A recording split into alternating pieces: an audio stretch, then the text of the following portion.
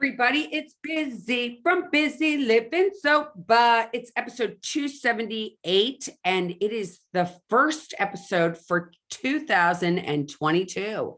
And I am so excited to let everybody know that I have a new sponsor, SoberLink. And SoberLink has a remote alcohol monitoring tool that has helped over 500,000 people to be accountable in their sobriety. Their voluntary system encourages connection and honesty, which helps to rebuild trust and maintain sobriety.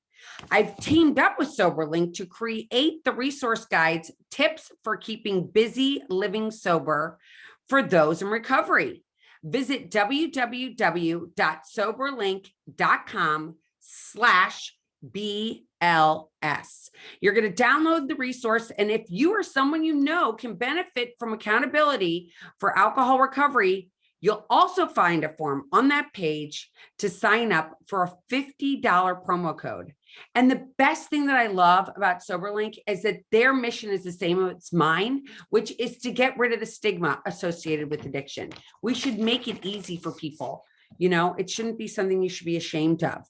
And that brings me to today's topic, which is accountability and being authentic with yourself and not being so scared of what's going to happen in the future or what you did in the past. It's all about being in today. You know, today is the gift. And let's say you decided that you and alcohol need to break up. Okay, you've had too much. And you've thought about this a lot. And you've pondered it a lot. And you don't know if for sure you're an alcoholic. You think you may be, but you're not positive because society sometimes says you have to get to this place that looks like, you know, you're done. And whatever that may be. Does that mean you're on Skid Row, or you're literally living on a street corner, or do you just live in your house and you drink so much Chardonnay that you just can't take it anymore? Or you've gone to parties and you really ashamed of yourself and you're like, is this normal? My friends don't look like they get like this. And I don't feel good about myself when I drink. And you look at those situations and you think to yourself, do I have a problem? Well, the only person that can answer that is you. I can't tell you if you're an alcoholic or not. Only you can tell yourself if you're an alcoholic. I do have a test, you know, that you can take under my education on busylivingsober.com. There's a tab that says education, and under there is a test to see if you are. But it's such a personal thing. And bottoms don't have to be handcuffs. Bottoms don't have to be prison. Bottoms don't have to be institutions, meaning prison, jail, hospitals, rehab centers. That doesn't have to be your bottom. For me, my bottom, for those of you that have listened to me for a long time, you know that my bottom was not with any silver around my wrists. There was no metal around my wrists. There were no sirens behind me, but I was sick and tired of being sick and tired. And I was just like, I can't do this anymore. I've got kids. I've got an ex-husband down the street, and I am just a slave to this alcohol. I'm like just a slave to it. Every time I go out, I get drunk. I don't know what the problem is. What is the problem? And somebody had talked about, family members of mine had talked about AA, and I was like, I don't know. I don't want to do that. That's just like, oh my God, loser central. I don't want to go there. That's the last place I want to go. And, but I woke up that morning in August of 2006, and I was like, I can't do this anymore. I just can't. And I fell to my knees and I said, God, please help me. And I called someone, and having someone to connect with was huge for me. And at this point, it was a brother-in-law. He's no longer a brother-in-law, but he was a brother-in-law, and he had been sober a really long time. And I said, I really want to quit. And he said, do you want to quit? And I said, I do want to quit. And he said, well, then you're going to call this person. And I called the person, and she was a little different than me and had different drug choices than I did, but she had what I wanted, which was sobriety. She wasn't a slave to drugs or alcohol. And that was attractive to me. It was like, okay, you have a family, you have kids, you're happy, and you don't drink anymore. Okay, that looks kind of good to me. I mean, that's how basic it was. It's like, oh my God, you don't drink and you're happy? Shit, sign me up. I mean, let's face it. Who wants to be drunk? Who wants to be drunk and hating yourself all the time? Waking up in the morning going, what did I do last night? Waking up and going, I wasted another day. I can't do anything today because I have such a bad hangover. I feel terrible. And how do I be accountable to, like, how do I do this? This thing looks so scary. The whole thing is just so scary, that this whole thing about giving up something that's such a part of our society, it's going to make me feel like a leper. It's going to make me feel like there's something wrong with me. Like I've got a scarlet letter on myself. Like I don't want to be one of them. I don't want to be one of those people that can't be like with everybody else. But for me, the problem was I'd already pushed it. I'd already pushed the limit. I had already pushed the limit. I had already gone past it. I was already no longer a pickle. I was no longer a cucumber. I was now a pickle. And I couldn't just go. I had so much I hated myself. God bless, I hated myself. And I wake up because I remember swearing I'm not going to do it again. And I do it again. And I mean, I don't mean that I tried to quit before, because I didn't try until that time that I did quit. I never tried before that. It was just part of me. It was like, this is the way I'm going to die. I'm just going to die like this. This is just how people go. They drink, they get drunk, they get drink, they get drunk, they drink, they get drunk. Things happen. And that's it. There's no other solution. But there are solutions today. And there's so many resources today. And to sound coy, it's like being sober is cool now. I had a friend that just posted a picture on Instagram, and it had Bradley Cooper and Brad Pitt. And, they're both pretty good looking, let's be honest. And they're both sober. And that was her catch. Like, look who's sober. I'm in this group. And it's okay today to be sober. It's not so much of like, I think we think that other people's thoughts of us, especially our girlfriends, especially our friends, because our friends and our guy friends, we're like, this is what we do. This is our bond. We bond over drinking. We like to drink the same Chardonnay. We like to drink the same tequila. We like to drink the same vodka. We like to do all these things together. And this is our common bond. We have nothing else in common. What else am I going to do if I can't drink with these people? That's all I can do, because we don't have real relationships with people today. At least I didn't really until I was sober. I remember having, you'd pass somebody. I used to be, and I'm trying to get back into walking again, but I used to walk all the time in my town in Wayne, and I would see people all the time, and they stop you and they'd be like, hey, how are you? And I'd be like, I'm good. How are you? But there would be, nobody really cared. Nobody cared how you were. Today it's like, oh, do you have COVID? Do you have a vaccine? Do you not have a vaccine? Put you all in these different places. Nobody really cares. They just want to make sure they're okay. Nobody wants to sit down and have real conversations with each other. And for me, God, that stinks. I want to have real conversations with people. I want to have conversations about life and what has happened and mental health and what it feels like to be, it's New Year's and it's 2022 and I'm not smoking, which makes me totally crazy, but I'm not doing it. And I've, of course, like everybody else, I've quit eating food. At least I'm doing this, I'm doing, what is it that I'm doing? I'm doing the thing where you don't eat for intermittent fasting. That's what I'm doing. The crazy thing is I'm cleaning up and we're redoing this kitchen, and I went into the cabinet and all the diets I have in my closet. Oh my God. Gluten-free, keto this, Jenny Craig, Nutrisystem, Weight Watchers, that Safara thing, I think it's called. I've done all these diets and I'm like, what am I doing? But anyway, as I digress, it's crazy that I gave up drinking. And I did that. And that's been like the biggest thing I've ever done right. I mean, everything else is you just heard. I started smoking again and I had to quit that again and trying to lose weight because I got heavy again. Can anybody relate? But the drinking thing is like the best thing I've done because the reality is I like myself. I mean, my jeans are all tight. My golf clothes are even tight and they're elastic. How much does that suck? But I can at least look in the mirror and like me. I mean, I can be like, my pants are too tight, but at least I am not drunk. And my kids can come to me, my husband can come to me, my friends can come to me, my people on Busy Living Sober can come to me, and I'm there for them and I can talk to them. And that is the best gift. Yeah, I may be 20 pounds overweight right now, but I'm sober, and I'm not making an ass out of myself. At least most times I'm trying not to make an ass out of myself. And I'm not getting myself into situations. The problem is you think to yourself, you're like, every time I've gotten in trouble, alcohol's involved. Why is it?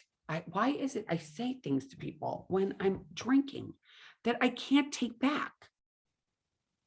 And sometimes I don't even remember. And why is that person mad at me? What did I say? Did I make it to the PTA meeting? I know we met for drinks beforehand, but what happened after that? Or I know I went to that Christmas party and I really didn't want to say what I said to my boss or to that guy or to that girl. And I don't even remember what I said. And I feel kind of shitty right now because of that. I let it get out of control. What am I doing? I've never regretted quitting drinking. I've regretted a lot of other things. Picking up the cigarettes, I regretted. I regretted eating all the chocolate cake. But I've never regretted not drinking. Never. It's crazy, right? I've never said, God, I wish I had gotten loaded last night. It would have been so much better. Would have been so much more fun. And having someone to talk to during this is so important. I can't even tell you how important it is to have like a fellow traveler, a board member. You can call it your board member. You can call it your sponsor. You can call it your friend. You can call it your minister. You can call it someone you just met. But having somebody to walk on this journey with is so important. When you do this by yourself, you just spin stuff. You spin stuff. But if you have somebody to talk to, you can say, you know what? I'm going to tell you this story that happened to me. For instance, I told a story this morning. I went to everybody knows I go to AA. I love AA. I actually host a meeting every morning on Zoom. And you can find the information on Morning Hope on busylivingsober.com. It's under Morning Hope, the Zoom information if you want to come.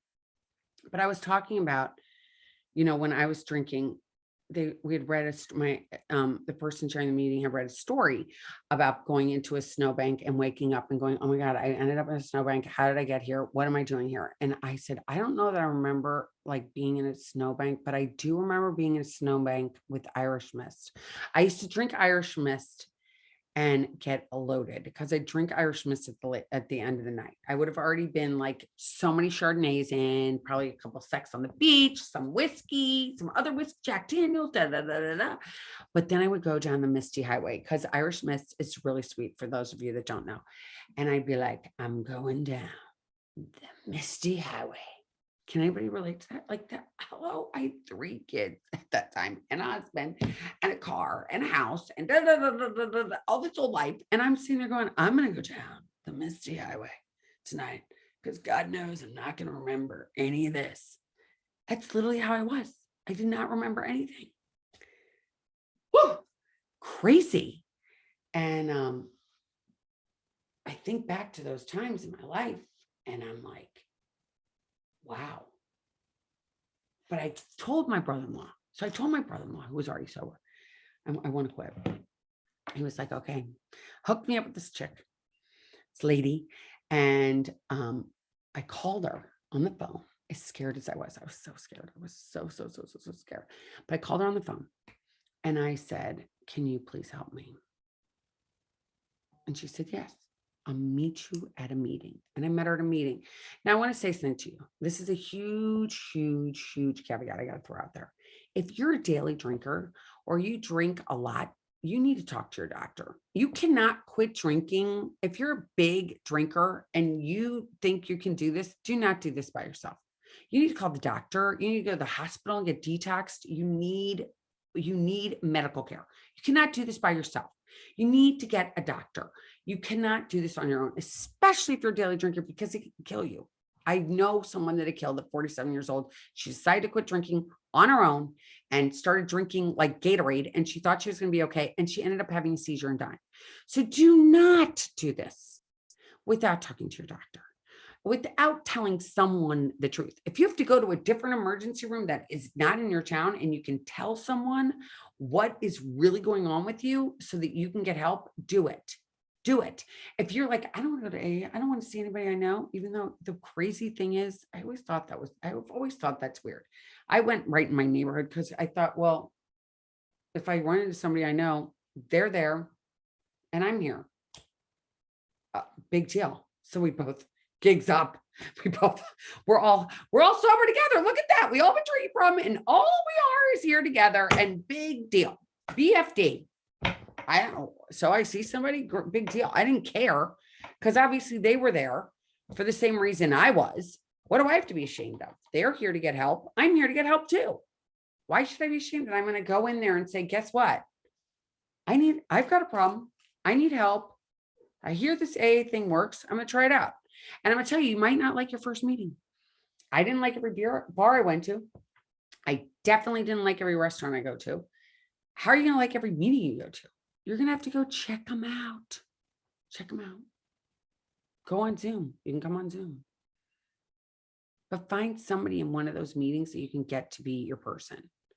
So I had that first person for a year, and then I got another person. And now I have another person. So, and she says she's my board. She's on my board, my major board of my life. She's one of the board members of my life. So majority of time, I don't really do much without talking to her, nothing big. And if I'm having any problems, I call her. So I talk to her every day. Sometimes I just call her to say hi. And, but it's so important you find somebody you can tell the truth to. We all need somebody that we can tell the truth to, that doesn't judge us and that loves us. Find your person. Find your person, because it's so important that we all have a person. You know, God didn't make us to be by ourselves. We shouldn't have these secrets by ourselves. We all need connection. We need to feel validated. We need somebody. I need to tell her what's going on in my head sometimes, and she puts it into perspective for me. The majority of my problems are fear. I'm still scared. I haven't had a drink in 15 and a half years. I'm still scared that you're going to like me. I'm still scared that my kids are going to be okay. I'm still scared that I'm not going to be okay sometimes.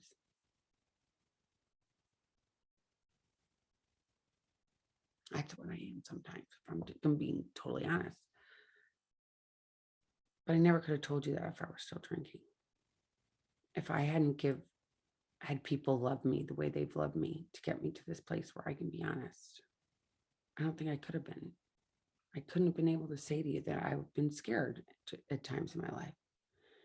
But for me, when I'm scared, I've learned after a long time of sobriety that fear and faith can't live in the same moment. Either I'm going to trust God. I call God's my higher power. I'm either going to trust God with everything, or I'm going to go down this rabbit hole of fear of just things that aren't even real. I mean, I'm going to give you an example because I think a lot of people relate to examples. So my kids were going out hunting. I don't know if you like hunting or not hunting. I don't really care. The whole thing is barbaric to me, but whatever. I want them to be happy doing whatever they do, and that's what they wanted to do. And they left at like 3 o'clock in the morning. I got up right when I literally got up out of bed at 3:30 and I was, oh my gosh, what's going to happen? Are they okay? Are they going to get into a crash? Or is this going to happen? Is that going to happen? Is somebody going to get hurt, shot with shooting? It's something that my head just went to all this crazy stuff. I woke up my husband and I said, guess what? Something's up. I'm crazy. I woke up JF and I said, I'm having crazy thoughts. He's like, I get it. I get it. It's okay. It's okay. It's okay. I called my son on the phone and I said, oh, where are you guys? He talked me off the ledge. He said, Mom, we're fine. Stop being so crazy. But me being able to do that made it okay so I could turn over and go back to sleep. But during the moments, we have these thoughts, and sometimes it's so scary, the thoughts, that we end up picking up a drink because we just want to quiet them. We just want to quiet those thoughts because we don't have anybody to talk to. Don't do this by yourself. Find somebody, even if it's me, call me. I mean, don't call me, but you can email me and we'll see how that works. But you know what? Find a friend. Go to a meeting, meet someone. I would tell you another big tool. Here's a notebook. Here's another notebook. I have another notebook right here. I have another notebook in the other room. I have notebooks everywhere. I have notebooks because when I'm fearful, the other thing I do is I write it down. Pen to paper, pen to paper, pencil to paper. I write down. I am scared of. And if we write it down, we have the ability to then let it go because we read it and we're like, oh, is that really something that I need to be worried about? 9 out of 10 times the answer is no. You don't have to be worried about it. Whatever just transpired or whatever you're worried about in the future is not here yet. Get back into your feet. Get back into today. Who cares? Who cares? You can't read the fear and let it go. And if you believe in God, ask God to take it away from you.